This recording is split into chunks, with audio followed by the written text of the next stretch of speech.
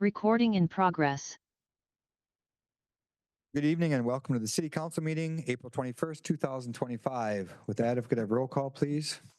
Luther, Here. Crow, Here. Sutherland, Here. Yanko, Here. Peckard, Here. Schweppes, Here. Gantz, Here. Solberg, Here. Brennan, Here. Erdman, Here. Summerfeld. Here. We have had a tragedy in Menomonie, Wisconsin, and we lost some very important friends and employees, their families and their friends, and it's important to us. These people were very special to the community and the city of Menomonie, and I know that Mr. Schofield also has a statement to make, but my heart bleeds for all of everyone involved. So, Mr. Schofield.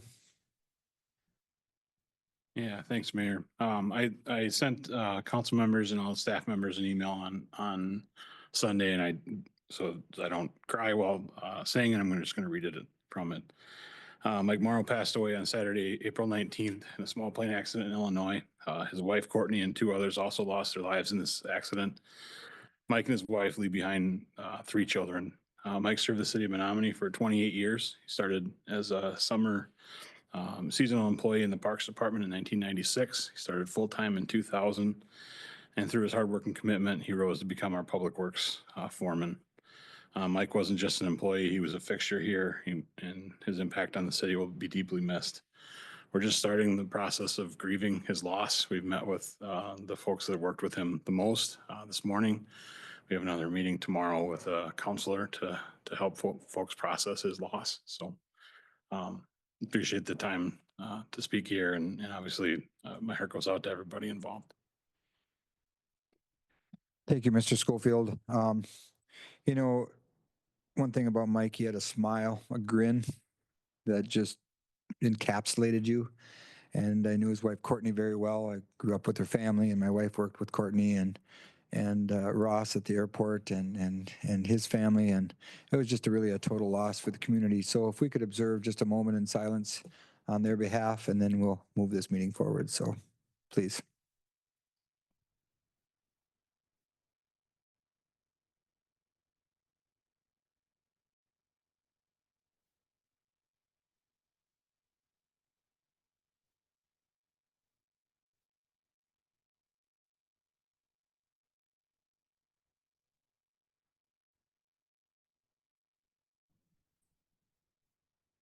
Okay, Mike would want us to continue on with city business. So we'll call this meeting back to order with a approval of minutes. So if anybody would like to make a motion to approve the minutes, we could do so at this time. Rylan. Yeah, I'd make a motion to approve the meeting minutes from the last meeting. Thank you. Sydney? I second. Motion been made and seconded. Any discussion? All in favor signify by saying aye. Aye. Opposed? Thank you. Public comments. Public comments is a portion of our meeting where anybody can speak for 3 minutes or less on agended items for the evening. Please come up to the podium, give us your name and your address, and speak on the topic matter approved on the agenda. So at this time, we'll open up public comments. You'll have to turn the microphone on when you come up to the podium.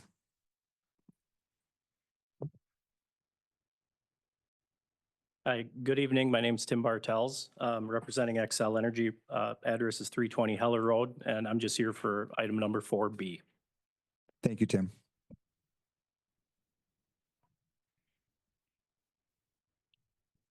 Hi, everybody. Becca Schoenborn, 2721 Nelson Drive.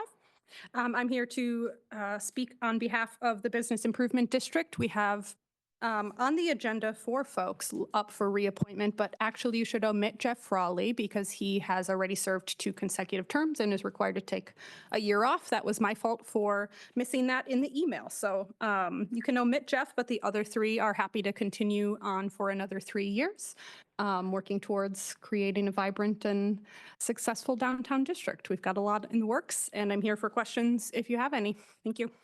Thank you, Becca. Okay, public comments is open. If anybody else would like to speak, please come forward. And you have to turn your microphone on too. There you go.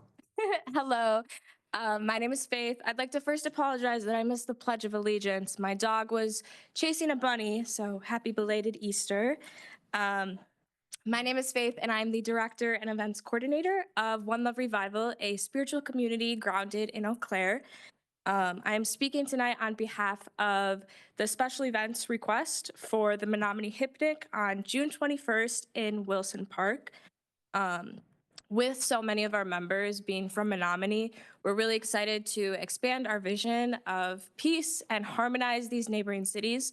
So the Menomonie Picnic would be a food, arts, and music festival with local live music, artists, food trucks, and even a designated time for folks to enjoy a picnic out on the lawn. So yeah, I will be sticking around tonight to answer any questions, and thank you for your time. Thank you, Faith. Thank you for being here. Okay. Okay, with that in mind, then we'll close public comments and move on with the rest of our meeting. Under new business, 4A, proposed resolution 2025-04, providing for the issue and sale and delivery of $2,820,000 general obligation promissory notes series 2025A of the city of Menomonie, Wisconsin, establishing the terms and conditions therefor, directing their execution and delivery, creating a debt service account therefore, and awarding the sale thereof. Discussion and possible motion of action. Yep. So, at this time, Ellers is here. Josh, if you would like to just give us the once over, we'll be all ears for you. Absolutely. Thank you, Mayor and Council, for having us. Probably the last time you heard from us was a few weeks ago when my colleague Sean Lentz presented our pre-sale report. So that is really the document that we bring to you to set forth on a finance plan to deliver you general obligation promissory notes to fund your capital projects for this year. So today was an exciting day where all of that work that we've been working for the last several weeks, along with city staff, really comes together and culminates on the day of sale. So I'm excited to present to you the summary results. So the first thing you'll see there, the most important thing that everyone wants to hear is the interest rate. That is really the thing that we take out to the market. But just before we even get into the results, just wanted to give you a little bit of an understanding of the process and what we've been doing over the last couple of weeks. The main thing that we've been striving towards is putting together a document called the Preliminary Official Statement. And that is a packet, probably 40, 50 pages long or so, that really describes what we're trying to accomplish here. And that's the first thing that investors react to, right? So what's included there is a description of the projects to be financed, the city's economy, your governance and management practices, and the city's finance and budget, right? So if you've ever gone out, or some people own stocks or mutual fund, that's similar to a prospectus, right? It's a description of what people are going to be investing in and why they would want that credit, okay? So that was the first thing we've been working on. Since then, we've also had a rating call with your rating agency, and what they really do is go through the preliminary official statement and all of your finances, and S&P really does a thorough review, and they give you a rating, right? So they look at all that information we put in the preliminary official statement, the POS. They do their own due diligence to look at your economy, how much debt you have, your governance, and all your finances, and they give you a rating.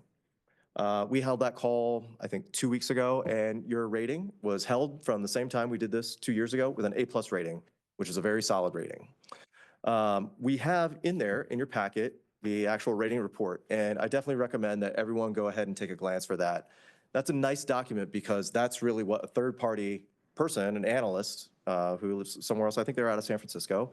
Sometimes we deal with people in Chicago or New York, and those are the people who really have the highest level view of municipal finance, right? And so they compare Menomonie with various other similar credits and sizes. So I think that's a good way for you to see how other people see you. Obviously, I'm very enmeshed in the details of things that are going on in Wisconsin, certainly with a lot of discussions we've had at staff, but it's nice to see what other people think of you. And so some of the highlights that S&P delivered were a couple of different things. And I think that this is shown on page 2 of the rating report. It's bottom right-hand side. Yep, right there. So those 5 bullets where they say, the A+ rating reflects our view of the city's couple different things. We've a growing economy. And usually the way that I frame this is that there are things that are within your control and things that are not within your control.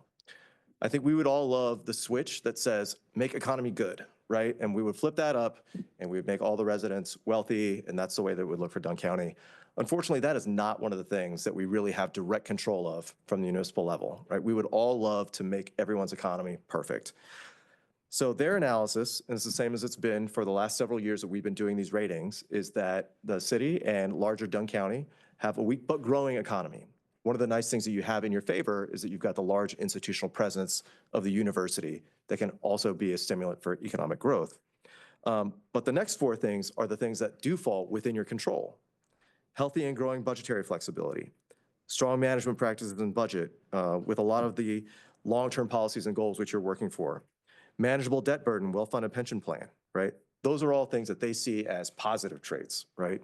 So to get an upgrade moving above A+, what they would really be seeing is your budget and some of those other practices of having to be extraordinarily high to compensate for the weaker economy, right? So that's the next thing that we're going to be continuing to work on as you manage the government and your finances moving forward, to keep pushing towards having a higher fund balance, reducing your debt, and continually striving to be stronger economic stewards. So I think that the main lesson here from your A+ rating, that's a good score, and can be improved on as you, not probably a year over year kind of thing. Maybe not next year we'll be looking for an upgrade, but it's going to be a multi-year project to get you to a higher rated status. Okay. Josh, could you just take us through what's our bond rating right now? I know what it is, but what's our bond rating now, and what's better, and then what's the best? Yep. So right now you've got A+. The next jump up from that would be AA, and then you can keep going up the scale until you get to AAA. So there's various notches within each one of those. Yep. Thank you. Yep, and it's been A+ for the last couple of years. So they're basically holding you. Rylan, go ahead. On that topic, if we did manage to get up to a AA rating, Yep. what kind of reduction in interest rate would we expect? Usually it's about 15 or 25 basis points, somewhere in there, once you start jumping up notches. Yep. So it's certainly something you want to keep in your long-term aspirational view. Okay. All right, so now that we've talked about the rating report, scroll down just a couple of pages. The next thing that I want to show to you is the bid tab. And this is really on page. Yep, so stop right up there. So that's the one that we're accepting for tonight. So today at 10 o'clock in the morning, we open up bids and start receiving the bids. Underwriters have been looking at the POS after it was finalized last week, and so now we're able to accept bids. So tonight's winning bid went to a firm called Baird. They're a well-known underwriting firm. We've worked with them for many years now and are a very frequent issuer, certainly on our deals and in the upper Midwest, and they're out of Milwaukee. So the 4.09 true interest rate that you see on the right-hand side there, that is lower than the presale estimate that we brought to you a few weeks ago when we were first starting off this process. At that time, our estimate of where the market was and what we brought for our preliminary estimate was 4.51%. That was what we presented at presale. So the fact that we're at 4.09 now, we're well within the margin that we established for planning purposes earlier when we first talked to you guys. So that's always a nice thing that we like to see, as long as we're within that range that we established a few months ago, weeks ago at this point. And I think that's especially noteworthy in this case, because I'm sure you guys have seen the news over the last couple of weeks where interest rates in the stock market, there's been a lot of tumult, we should say. So the fact that we're still on a similar path today that we were on a month ago makes me feel really good, and that the underwriters saw Menomonie as something stable, and I think we hit the timing really well. If we had the sale 2 weeks ago when the market was going all over the place, I'm not sure that we would have been able to get you these same results. The market was just going all over the place. So at that time, we definitely saw some inclinations that people who were selling at that time probably should have postponed, or maybe some people were doing that. So I think that these were not strings that we pulled for you, by the way. This is a schedule that we had long in advance. I don't control interest rates, and if I did, that would be really helpful for my job. But we're not able to do that for you. But the timing of this worked out great. I think that if you would have told me that this was the result that we got a month ago, that would have been totally satisfactory. So it seems like the interest rate market has kind of steadied out a little bit, certainly on the municipal side. Okay. Any questions on interest rates in the market or kind of how we got these bids? Great. If you scroll down to the next, you can see the second, third, and fourth. So we had 4.09 was the winner, followed by 417, 423, and 443 were the next ones. So it's kind of nice to see some grouping there. And the fact that it's actually pretty tight shows me that other people are reading the market the same way. So they're seeing this A+ credit, and it would have been somewhat concerning in how people are reading the market and still showing more volatility if the bids were all over the map, because they're just not looking at the same consistent set of data. That's how I would have interpreted that. So, okay. So this is the final culmination of what we've been working for, and this is the real debt service schedule that you'll be adopting today. And hopefully you can see the small print there, because we do have a lot of information on this page. But it's the column shown there in purple, and that is what you're really locking into, and that will be your payment structure for the next 20 years for these notes going between now and 2045, okay? The columns to the right show how that debt overall on the left is amortized by specific purposes. So we've got your projects that are shorter in lifetime. We've got all of those being paid off within 5 years. So we're not paying off projects that will probably stop working for you in 5 years. We're not borrowing those for 20 years. So that's why you see that kind of structured payment structure as it is right there, because we're trying to sync up the lasting life of the projects with how long you're going to borrow them for, okay? And so that's how, when you add all those up, that's how you've got the payment structure in purple, okay? That's my main takeaway. So these are the bids that you would be accepting tonight if you pass the resolution.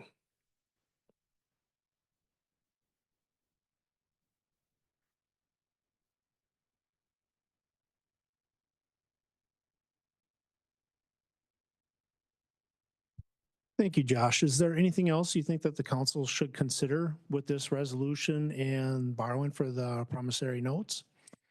I don't think so. On the whole, we're several percentage points lower than we were at pre-sale. So the plan that we established several months ago and that we've been working for all this time is intact, only to the good. So that's the key takeaway. Very good. Thank you. I like the fact that the bids came in really tight, really close, and your estimates were high to start with. Came in lower, so 4.09 true interest this day in nature, I think is good money. So I don't know if there's any other questions for Josh. Otherwise, if anybody'd like to entertain a motion to move this forward, you could certainly do that at this time. I had a quick question. Yeah, go ahead. How does this, so I see that it's like scheduled out, but how does this affect the debt service payment on the general budget? Because I was under the impression that we kind of keep our yearly debt service payment rather steady as like old debt gets retired and we take on new debt. So it remains roughly the same. Is that the case with this, or is this gonna give us like some kind of debt service increase? Well, I guess that's a question for the two experts. Go ahead, you take it. I'll start and then I'll, excuse me, let Josh chime in there. So as we move through a year, we pay off current debt service that we have. And then if you remember looking back at our budget as we planned for 2025, we had debt service pre-programmed in there because we promised that we will pay off our debt based off of our general levy. So that's what helps back up our borrowing. So as we take stuff off the books, we bring on debt back onto the books. As far as how we take a look at making those payments, we then, Ellers, this is where I'll have them come on in, but Ellers helps us examine whether or not we need to look at trying to pay off debt early, and we've done that before at sometimes. Sometimes we refinance that debt to avoid balloon payments and other sorts of things. So we try to balance that out to keep that steady so we don't see a huge hit on our general levy when we're trying to figure out what we want to establish as a mill rate. Josh, do you want to jump in and help with that too as well? Yeah, you got it right. So the way that your debt is structured, it falls off over time. So it starts off higher, and as you pay it down, it goes down. And the way that we've got it structured is that your debt will maintain the same level for the next few years under this structure and then start to fall off. So what we try to do is structure it around that. So as it goes down, sorry, I'm going to hand motions here. It's going to go down like this. And if you're here, we try to fill it in so you stay at this level by filling in the gaps, right? So that's basically what we try to accomplish. And I might just add to that, Cody, too, is when they take a look at how much money is needed to basically run the city for these things, yeah, we'd be great to have 10 million or 15 million, but then that changes all of our, our payment structures. So these numbers really fall into the payment structure that we're currently under. And I think that's put it in kind of layman's terms. So, Josh? Yeah, one last point is that, kind of when you look at your overall budget, there's basically operations and debt, right? So operations is almost capped year over year because of levy limits, right? So it only goes up basically 1.5% or net new construction. So most communities, most people would like to be able to raise certain levy every year to go into capital and not have to do borrowings. Levy limits have basically squeezed out that ability for most communities. So there's only really one real lever that you can pull to go up or down or fund some of those things, and that's through debt. So your operations are basically the same every year.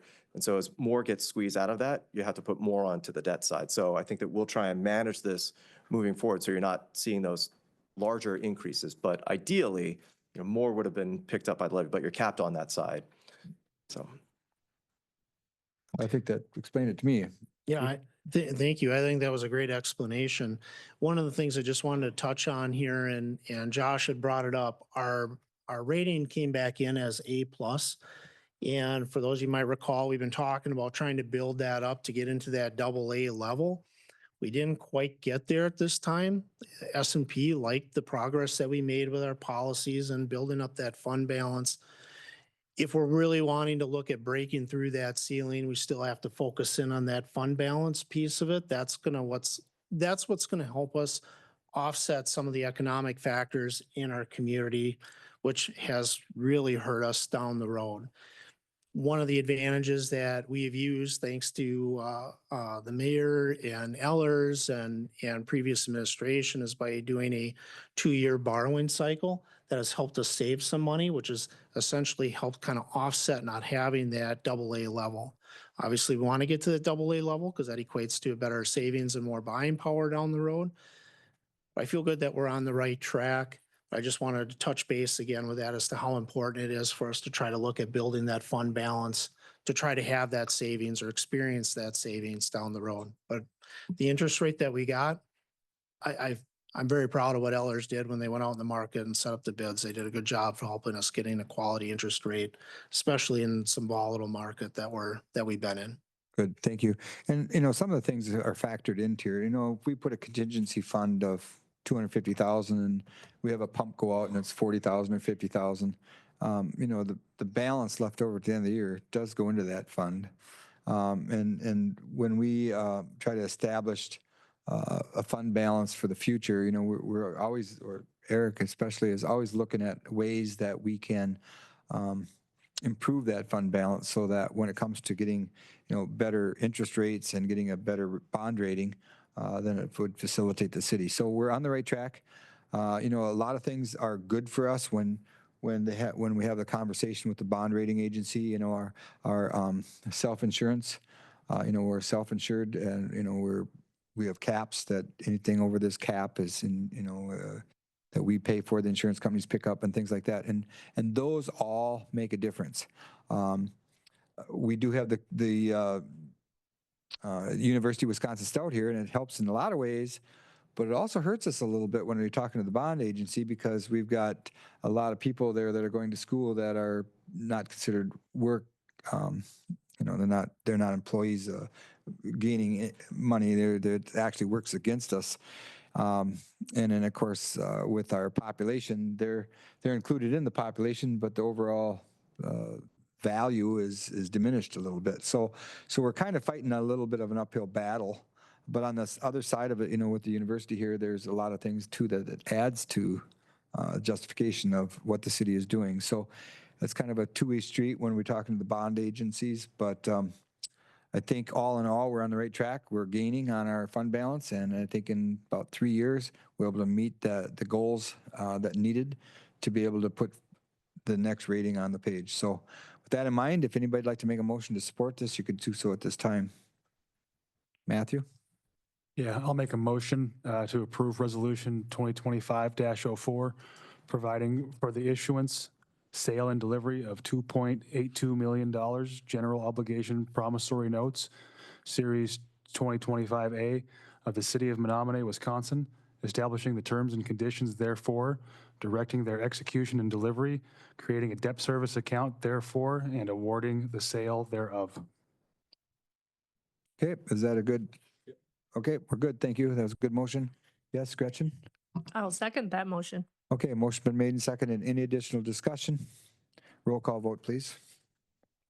Solberg, Yes. Brennan, Yes. Erdman, Yes. Sommerfeld, Yes. Luther, Yes. Crow, Yes. Sutherland, Yes. Yanko, Yes. Pickard, Yes. Schwebs, Yes. Gantz. Yes. Thank you. It brings us down to 4B, Excel Energy, carbon-free progress update. The presentation, Mr. Tim Bartel. Good evening, sir. Put your microphone on. Yeah, thank you and good evening, everyone. So I really appreciate the opportunity. I'll make this as fast as I can. I want to go over a progress update specifically as it aligns to the 2020 Clean Energy Resolution that was adopted by the city, which was aligns with our carbon-free vision to deliver 100% carbon-free electricity. The city's resolution, as it's outlined in the resolution and the plan, is more specifically to the consumption of carbon-free electricity in the city. So I'm excited to provide some positive updates today. So Dave, can you, oh, thank you. Need to watch the slides. So before I jump in, I do just want to thank the city council. We've been a longstanding partner with the city. We've long supported economic development. We supported the energy action plan to further build on that clean energy resolution. One of the things that you may be not so aware of, the city of Menomonie was the first city to utilize our energy action plan and move forward. And due to the success, we've had other communities within the state in our service territory move forward. So it just highlights the leadership of everyone here and the success. So thank you. You can move forward, David. So just for folks that aren't aware, we operate a fully regulated and integrated utility. Under our Upper Midwest Energy System or our Integrated Resource Plan, we operate the territory between Minnesota, Wisconsin, Michigan, and North and South Dakota. So when I say integrated plan, that is full generation and transmission assets that spans across that entire integrated system.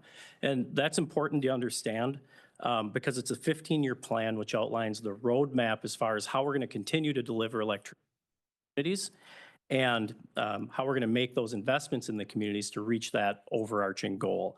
So at a high level, that IRP or the Integrated Resource Plan highlights the energy forecasts, the generation mix that we're going to use, and the cost to make those investments.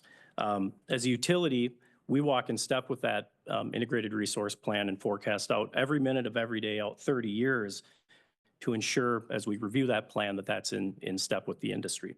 You can move to the next slide. Coming a little closer to home in Wisconsin. So Wisconsin's got some really unique generation resources. Menominee's home to 2 of our 19 hydroelectric dams. Cedar Falls is north of town, which creates Lake Tainer. That's about a 7-megawatt hydroelectric dam. And then right downtown, we have the Menomonie Hydro, which is about 5 megawatts. So to put those resources in perspective, per 1 megawatt of generation capacity, we can power roughly 750 to 1,000 homes. And under that energy action plan, we identified there was 6,285 housing units within the city. And so that just highlights how critical those resources in our backyard are. They're carbon-free resources and they continue to meet the needs of our customers every day. Okay. So getting to what I really wanted to highlight today was our progress. So when we announced our clean energy vision and to deliver 100% carbon-free electricity by 2050, we benchmarked that on our 2005 energy portfolio. So we had about 50% coal on the grid, 27% nuclear, 11% hydro, and then you can see we didn't really have any solar. We didn't have a lot of other generation assets. Moving forward 2 decades, we've made significant progress. So we've got about 29% wind energy on the grid, 23% nuclear, 26% natural gas, 10% coal, and a little bit of solar. So what you're seeing, what we're doing is we're leaning into wind energy, leaning into solar energy, and then we're slowly ramping down that coal production and using natural gas as a bridge fuel. So as we stand today, we're about 62% carbon free. That represents about a 61% reduction over the 2005 levels. Moving forward to 2030, we're on track to be somewhere between 80 and 88% carbon free. So we're well on our way. We know and we recognize that last, roughly 5-7% is going to be the most challenging to get to, but we're well on our path. You can go to the next slide, David. So the other thing I wanted to highlight today is it's no surprise we're seeing some really unprecedented, requests and demands for electric loads. Primarily, that's in artificial intelligence. It's in data center growth, commercial, residential electrification. We're also seeing it in electric vehicles and e-mobility. So our core investments moving forward to ensure that we can continue forward on that carbon-free vision is to serve our existing customers, support new load growth while mitigating risks.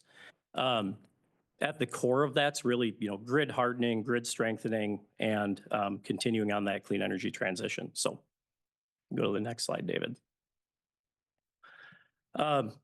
On this slide, which will be the last slide I talk about, is some of the key capital investments you're going to see in the state. I think this is really important for the city and city council to be aware of. These projects will be happening starting in 25 and then coming to an end somewhere around 2028, 2029, and 2030. So the Western Wisconsin Transmission Project and Grid Forward Project is two high voltage transmission projects. That's the backbone of our generation system.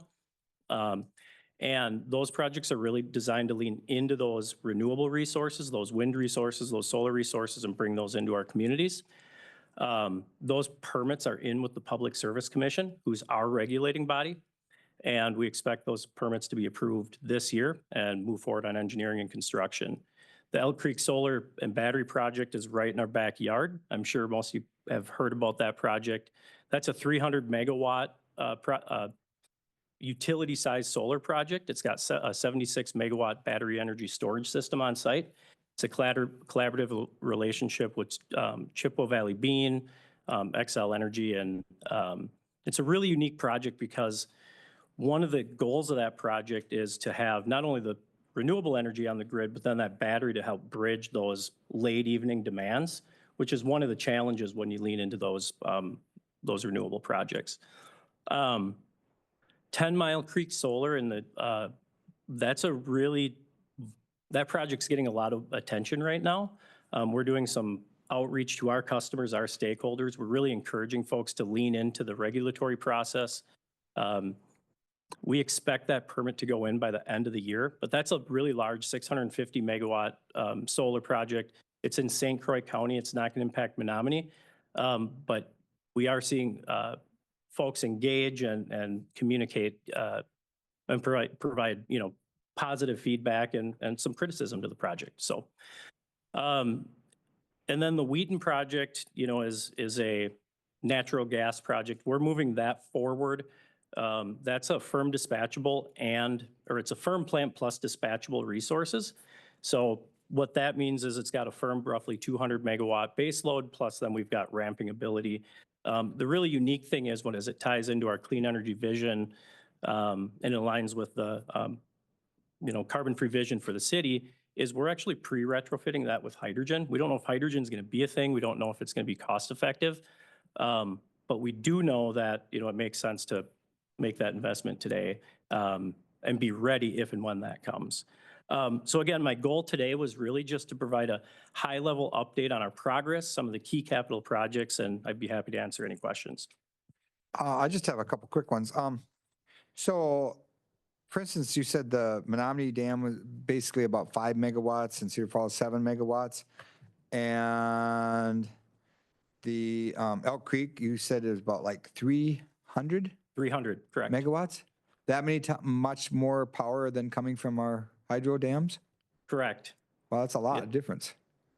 Yeah, they're great resources. And when you tether them with that, battery energy storage, they really are positive and really low cost energy generation sources. Wow. So how many acres is the, out here in the Domes? Is that like 1,200? How many acres? I don't have that answer I'm just, in front of okay. me. The Elk but- Creek Solar, I know it was a pretty big investment. But that's pretty interesting that much power. I would have had no idea that you got 300, I didn't know if I heard you right, 300 megawatts from the Elk Creek Solar Farm and a total of about 12 megawatts from our two dams. That's a big chunk difference. Yeah, and they're both very unique, right? And they both serve very different purposes. You have the hydro facilities, which those are our legacy plants. Those are fixtures of the community, and if you've driven by downtown, you see the improvements that we've made.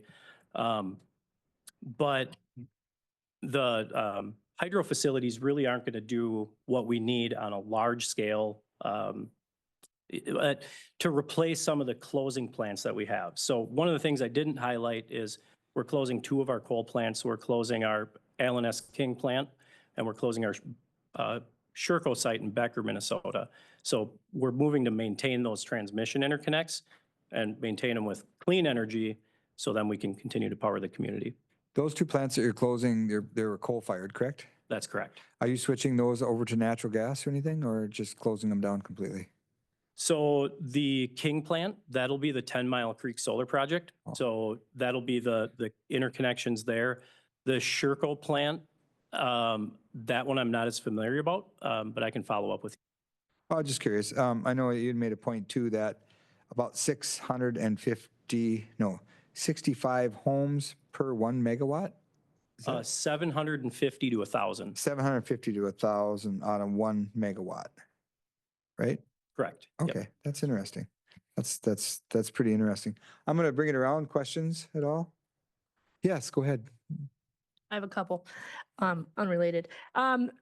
For our city and with regards to like the load and battery, storage and whatnot, are there ways that the city itself could have like a trade-off or some incentives that could come back our way if we were doing something? Is there anything that the city could do to help you and then by default get an incentive in return? Yeah, it's a really good question. So, these generating sources, they're not taxable, so they actually collect money through shared revenue. So the benefits that come back to the, communities are typically through shared revenue. Okay. I'm not sure if that answers your question. It does. I'm just thinking of, that there's sometimes like times of days, I guess that would be on an individual household level, like the saver switch kind of things where it's, times of day where the city, as a municipality is looking at our load and, changing behaviors or anything like that as well. I'm just looking for any incentives or ways that the city could move things along in that way. And But maybe I think you should have, answered it. it's a really good comment, really good question. And I should have spent a little bit more time maybe on that partnership slide, but I know the city's done a phenomenal job with that already through the Energy Action Plan, and led right here in the city doing energy audits on facilities and Yep. making those investments. And part of that, if I'm not mistaken, I'd have to lean back to the city and maybe ask Megan, but I'm pretty sure reviewing those rates was part of that progress as well. Yes, it was. And Go ahead. separate question, and I think I had a separate, yeah. Also speaking about the loads and things that are occurring, the projects that are in the works, is there anything that could thwart these timelines, or are those pretty solidly 2028, 2029? We're on track and there's not something that could derail? Yeah, that's a good question. And, and I highlighted, we have that integrated resource plan is a 15-year plan. So usually utilities are, I don't want to say immune, but we're typically immune to the political swings. So as we're forecasting right now, no, there's nothing that's going to change or impact that. We're still on path. In fact, we're exceeding. Our initial 2030 goal was to be carbon-free by 2030, or 80% carbon-free by 2030. We're on track to be 88%. The other thing I'll share is I think you were, alluding to economic development, large loads. And when we go through those, there's full system impact studies, there's transmission studies and generation studies. So if we can't connect a customer, if it's not good business, if it doesn't protect our other customers, we're not going to make that investment. Typically, large loads are really beneficial because they're really good rate base. You get a lot of energy consumption. It actually drives other consumers' rates down. And so it's always balancing between what the system can handle versus the customers that you want to serve. So that's a really good question. Thank you. I have one last question for me anyways.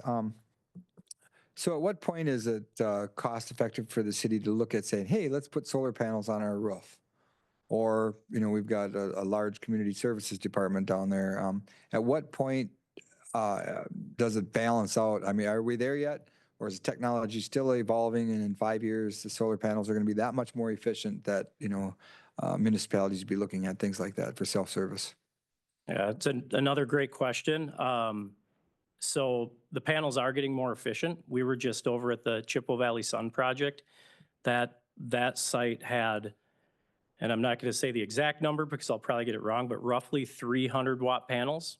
And the new projects are going to roughly a 580 watt panel, so almost double since the project was built. So typically your normal path there, Mayor, is to look at energy efficiency, which you've already done, and you're deep in the weeds there, and then analyze the solar and get those RFPs out. So I don't think I can answer it directly, but I would say we'd be happy to support an RFP. What about, the old panels? I mean, are they ever available to the public to use? Or what do you do with the old panels? Discard them, recycle them? What do they do with them? So the developer that we just met with, the panels were, well, I should talk to the project. The project was 98% recyclable, which is something I personally just learned. Most of the investment on those sites are the big steel beams and the posts and the panels themselves, and those are mostly made out of silicon, and so you do need specialized recycling. I'm not an expert in that, I'll be the first to admit that, but they are recyclable. Some of the older panels, I don't think that's the case, but that's a really good question. Okay, good. Well, we put you on the spot quite a bit there. Any last go around for questions? Go ahead, Eric. Very good. Thank you, Randy. I guess my question is, maybe you can just touch on how rates have maybe increased or decreased maybe in the last 10 years, and maybe how you project how the rates could be affected with these changes? Yeah, thank you, Eric. That's a really good question. And it's a tough one. Sorry about that. Yeah, and it's a very valid one. So since 2015, our rates have remained at or below the rate of inflation of 2%. So we've been very successful, leaning into various avenues. This is not my department. I was actually hoping to have someone with regulatory here because I assumed I'd get that question, but unfortunately due to the events this weekend, she's not able to be here. But what I'll say is it's a fair question because we always have to balance cost effectiveness. How do we forecast our low income customers and energy efficiency? And then what are we going to ask? Right now, we do have an ask in with the commission. That commission is really a distribution focused ask. And so we are seeing rates, increase. Our goal, and it's part of our strategic priority to keep it at or below the rate of inflation though. So that's right in our key priorities. I didn't want this to sound like an advertisement, so I didn't bring a lot of that, but it's a really good question. Yeah, and I guess I'm glad to hear that. But there is, and this is probably concerning to everybody. I mean, the trend is that energy demand is going to increase significantly, and someone has to pay for that on the back end somehow. So it's just food for thought, I guess. Something to always keep in mind for sure. Thank you.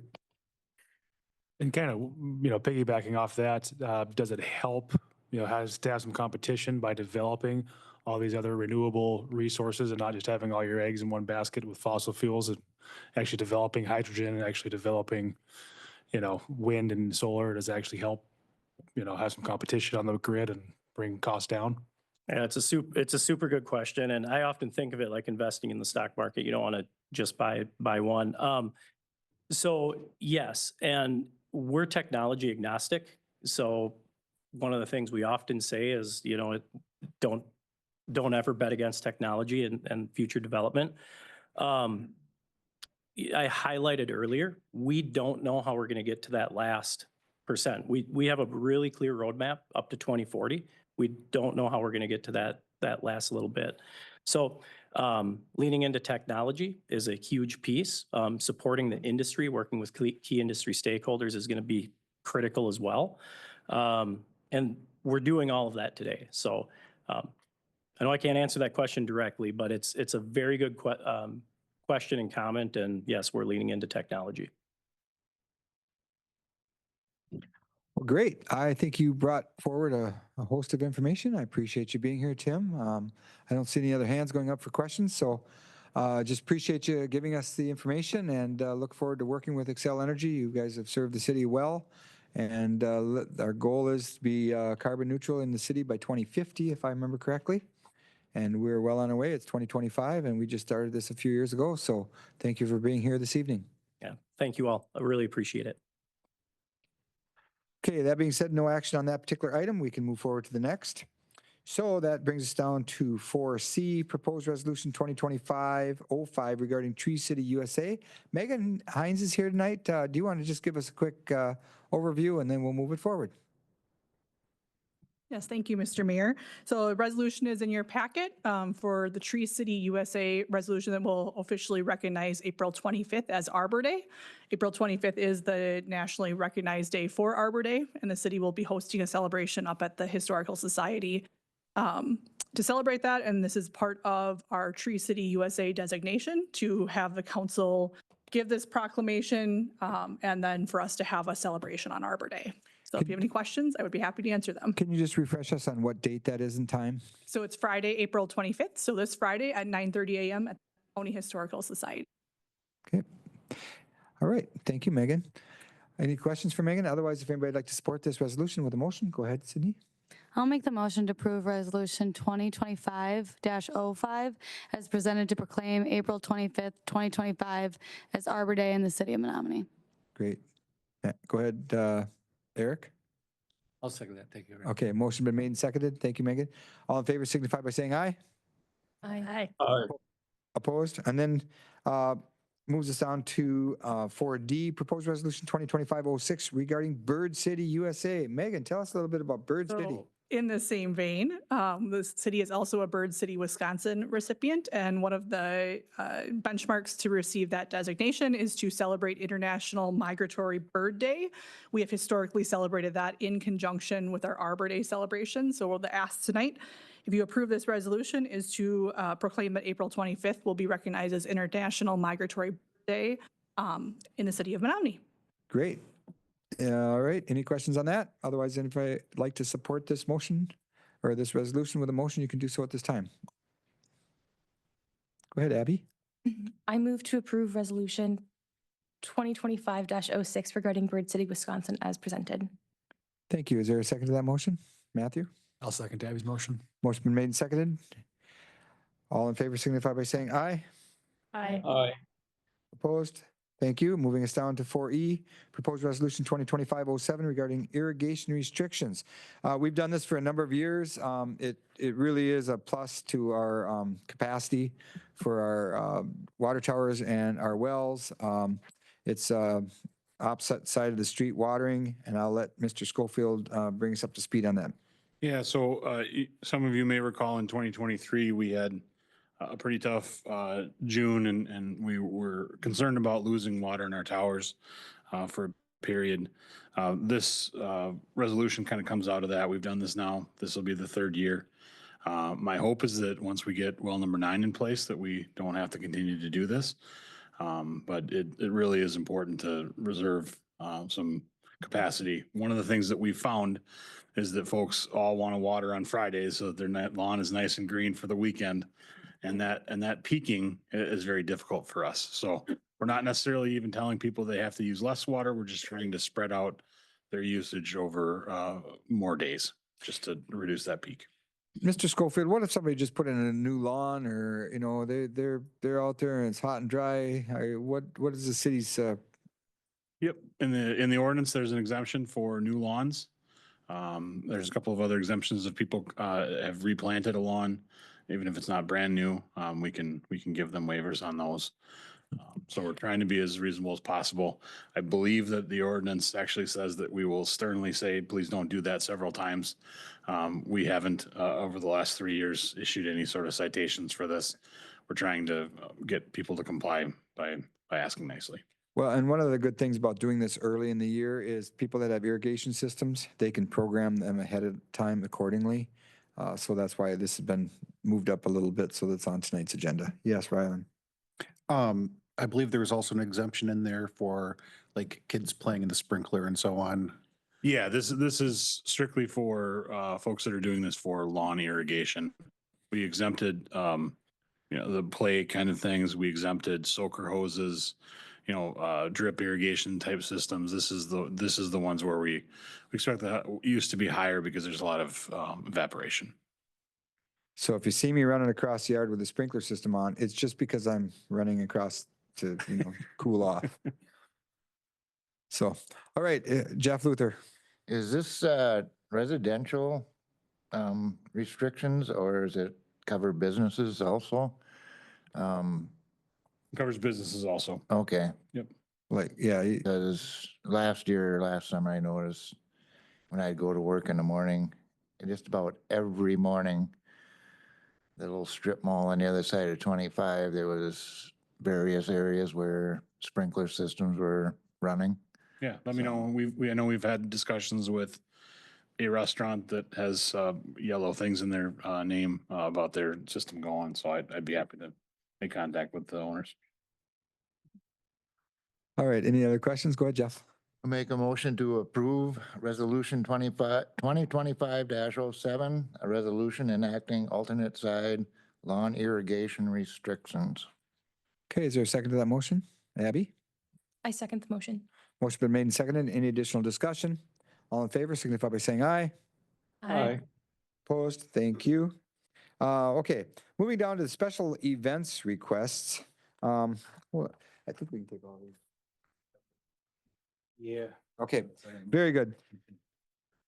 So what I'm going to do is I'm going to ask that we roll all of these special events requests into one motion, and that way we can speed things up, and except for the Ludington Guard Band, and I'll explain that in a moment. So under this motion would fall Menomonie Baseball Association tournaments, Wakanda Park, May 30th, June 1st, June 6th, 8th, June 13th, 15th, June 2022, July 2025. And then it moves on to Ludington Guard Band Concert, Wilson Park, June 3rd, June 10th, June 17th, June 24th, July 1st, July 8th, July 15th, July 22nd, July 29th, August 5th, 2025. And then we're going to jump down to Menomonie Hypnic Concert, Wilson Park and Wilson Avenue, June 21st, 2025. Faith is here this evening too. If we have any questions, we can certainly do that. Eric? Yes, thank you, Mayor. So staff has had an opportunity to review the event requests, and based upon the information that's provided, we don't have any issues with any of the requests that are before you. Thank you. Ben? We just ask that any motion include being a contingent upon receipt of proof of insurance. Thank you. Okay. So with that in mind, if anybody'd like to make a motion for those special events, we could do that at this time. Mary? Well, it's like an auction, Do you want me to list them all again, seeing you just did? You're fine, just saying approve those. Special events. Okay. I would make a motion to approve the event permits as the mayor just mentioned, pending that all the event Participants? carries, gets insurance, pending insurance. Ben? Okay, that's a good motion. Thank you. Go ahead, Sydney. I'll second. Motion been made and seconded. Any additional discussion? All in favor, say aye. Aye. Opposed? Okay, now that brings us to the Ludington Guard Band Cannon. We talked amongst ourselves, and we think it's important that not only they have insurance, but they have special insurance to cover cannons.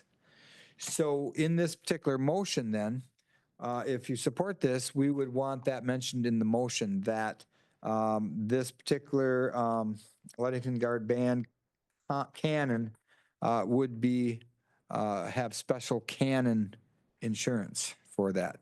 So, And I think, Mary. Oh, did you also have a contingency, David, you wanted on it for the 1/4 charge of powder, no projectile? Yeah, and Mayor, is it okay if I? So yes, sir. there was a couple of things in their application. We did a little bit of research on, the sound that comes off of a cannon, and at a half a charge, it's 150 decibels at 500 feet. That is damaging to structures, that's damaging to people. And so I know in the past that they have pushed for as much charge as possible to be as interesting as possible, I guess. We at city staff felt that that was maybe not appropriate on a city street in the middle of a community. So we had recommended 1/4 charge, a condition of 1/4 charge of powder. I presume that everyone would understand, but while we're making conditions, might as well say no projectiles. And then proof of insurance that specifically covers cannons. A lot of insurance has various exclusions, and I'm guessing that large cannons might be one of those exclusions, and so we just want to make sure that that's included in as a covered item in that insurance. Cannon, is that something you could put like apples in there or anything? You know, I think that maybe be a little more appealing to the event. Oh, that's can a I ask a question? projectile. Okay, go ahead. So in the past, I remember the first year it was, I mean, I live way up on the top of the hill and it rattled my windows. Was that a 1/4 charge? No, a That was full more. charge. It was a full charge? Yeah, and Okay. as I understand it, that was towards the crowd as well. Right, it was facing the opposite direction and it rattled my windows up Yeah. there. So, So in this case, they want to be on 7th Street East, kind of from the southwest corner of the park, kind of facing the lake, going directly north. okay. And we're recommending a maximum of a 1/4 charge. sounds about right. Okay, anybody like to support this with a motion? We can do so at this time. Abby, I move to approve the special event permit for the Ludwig Guard Band Cannon on 7th Street East on July 1st, 2025, contingent upon the use of no more than 1/4 charge of powder, no projectiles, and receipt of proof of insurance that specifically covers the use of cannons. Ben? It's a good motion, thank you. And is there a second, Matthew? Yeah, I'll second Abby's motion. Motion been made and seconded. Any additional discussion? All in favor, signify by saying aye. Aye.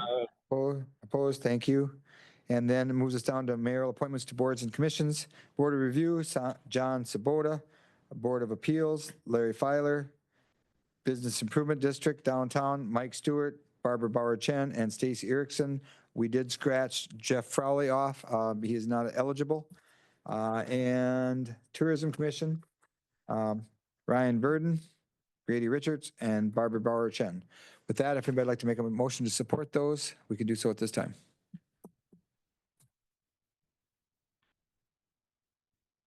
Abby, I move to approve the mayoral appointments as presented. thank you. Is there a second to that motion? Randy? I'll second Abby's Motion been made and seconded. Any additional discussion? All in favor, say aye. Aye. Opposed? Thank you. Budget transfers, Eric? Yeah, so you have one budget transfer that's presented before you. That is a transfer, it's an internal transfer from street maintenance asphalt to community services supervision relating to some computers. We have some aged computers that we need to change the operating systems to maintain with our security. And so the amount that we're looking to do an internal transfer is $7,000. So we do have that money in our accounts. It is separate from a contingency, which we talked about earlier about fund balance. This is money that has already been allocated that we will not be using in one account to reallocate to another. Good, thank you. There's two. There's also one for the airport for the same Oh, purpose. yes, thank you. Thank you, David. Okay. Anybody want to support these with a motion? You can do so at this time. Go ahead, Oh. Sydney. I'll make the motion to approve the budget transfers as presented. Okay, thank you. Mary? I'll second that motion. Motion been made and seconded. Any additional discussion? Roll call vote. Brennan, Yes. Erdman, Yes. Sommerfeld, Yes. Thank you. Luther, Yes. Crow, Yes. Sutherland, Yes. Yanko, Yes. Pickard, Yes. Schwebs, Yes. Gantz, Yes. Solberg. Yes. Thank you. I do not have a mayor's report this evening. So with that, we'll move on to communications and miscellaneous business. We'll start and go around the room. Eric? I just want to say on behalf of city staff is how sorry we are for the loss of life at the airplane accident that occurred over this weekend. All the individuals that were involved in the crash were very good people, coming from very good families that contributed to our city and community. It's just a real tragic loss.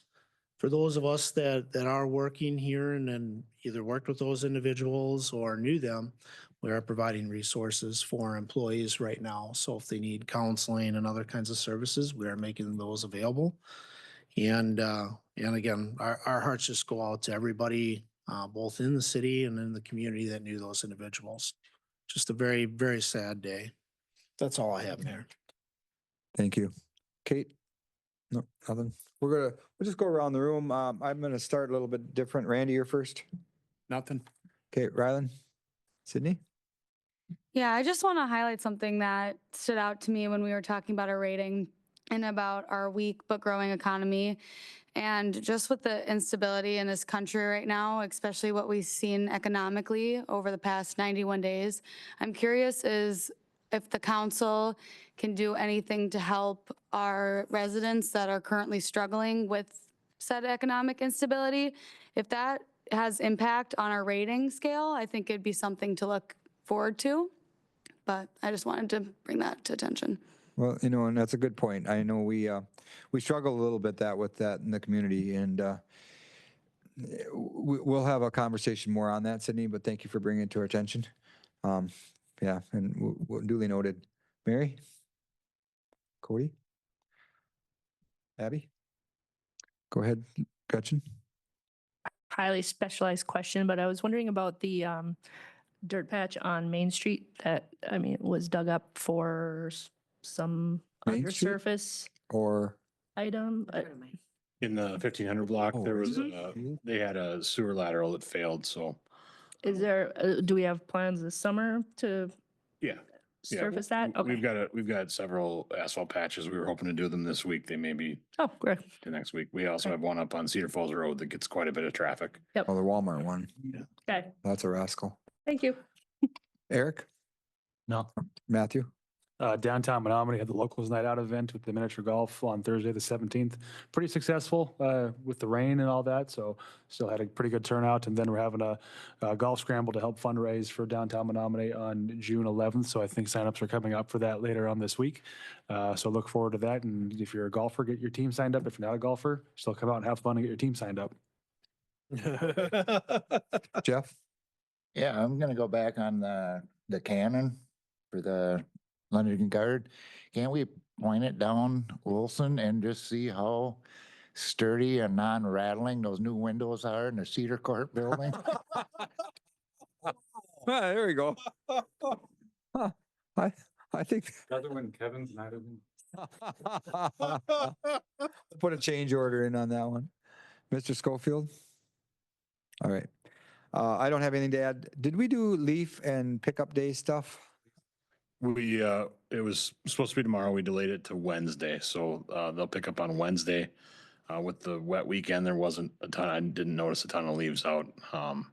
We may extend it for one additional week. It seems like this year people aren't out as much doing yard work, maybe just because of the weather.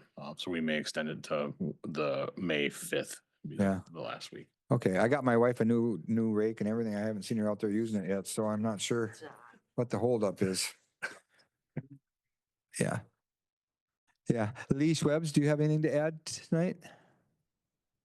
No, I don't. All right. I hope with you, but it is what it is. All right, sir. All right, with that in mind, we're going to move our meeting forward to the claims. It is a revised claims list. If somebody'd like to make a motion, we could do that at this time. Mary, I would make a motion to approve the claims list as presented. okay, thank you. Jeff? I'll second Mayor's motion. Can we just note that it's a revised claims list, please, Mary? Didn't I say revised? Oh, it is the revised list of Claims as presented. claims. Okay. Jeff Luther? Second Mary's revised motion. Okay, motion been made and seconded. Any more discussion on that? A roll call vote, please. Erdman, Yes. Sommerfeld, Yes. Luther, Yes. Crow, Yes. Sutherland, Yes. Yanko, Yes. Pickard, Yes.